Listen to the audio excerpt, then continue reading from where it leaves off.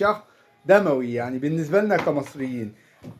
كل يوم بنصحى على أحداث قتل، وكلها عنيفة وكلها مرتبطة بالأسر وداخل البيوت، وضحاياها نساء وفتيات جميلة بصراحة يعني، من الطالبة نيرة وإيمان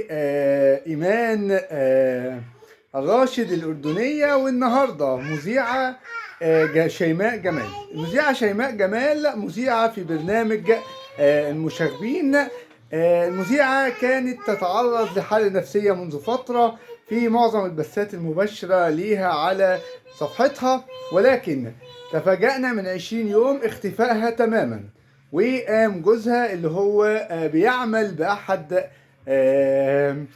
المراكز القضائية في مصر، اللي قدم بلاغ منذ أيام باختفاء زوجته المذيعة شيماء جمال، وإن هي مختفية، والموضوع بصراحة كوميدي جدا النهاردة. وبتتمكن الأجهزة الأمنية في العثور على جثة المذيعة المشهورة شيماء جمال.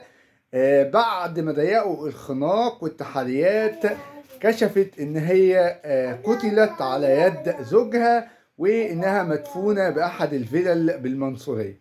فعلا تم العثور على الجثمان واستخراجه، وتم رفع الحصانة عن زوجها للتحقيق معه في اتهامه بقتل زوجته المذيعة شيماء جمال. بصراحة ربنا يرفع الغمة عننا جميعا ويهدي الحال يا رب، ويحميكم كده ويسعدكم يا رب. السلام عليكم.